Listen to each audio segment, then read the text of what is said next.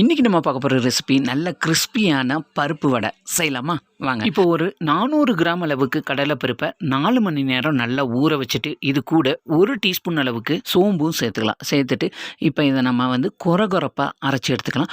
பருப்பை எப்போவுமே ரொம்ப வலுவலுப்பாக அரைச்சி எடுத்துடாதீங்க. பருப்பு வடைக்கு ரொம்ப கொரகொரப்பாக இருந்தால் தான் டேஸ்ட் சூப்பராகவும் இருக்கும், நல்லா கிறிஸ்பியாகவும் வரும்.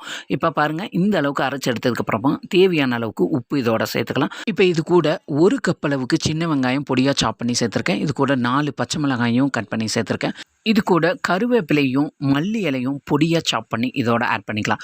இது கூட ஒரு 1/2 டீஸ்பூன் அளவுக்கு மிளகாய்த்தூள், சில்லி ஃப்ளேக்ஸ் இருந்தாலும் சேர்த்துக்கலாம். இது கூட 1/4 டீஸ்பூன் அளவு பெருங்காயத்தூள், 1/2 டீஸ்பூன் அளவுக்கு சோம்பு சேர்த்துட்டு இது கூட 2 இன்ச் அளவுள்ள பட்டையில் 5 பட்டை 3 ஏலக்காயும் சேர்த்து பவுட்ரு பண்ணி இதோட ஆட் பண்ணிடுங்க. ஃப்ளேவர் ரொம்ப நல்லாயிருக்கும்.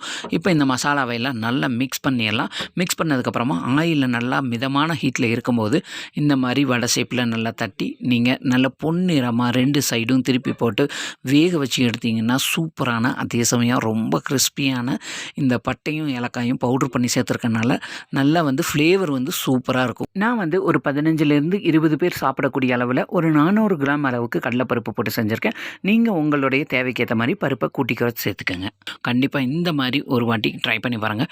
வீடியோ பிடிச்சிருந்தா உங்கள் ஃப்ரெண்ட்ஸ் அண்ட் ஃபேமிலிக்கு ஷேர் பண்ணுங்கள். இது அவங்களுக்கும் யூஸ்ஃபுல்லாக இருக்கும். மறக்காமல் நம்ம சேனலை லைக் பண்ணி சப்ஸ்கிரைப் பண்ணிடுங்க.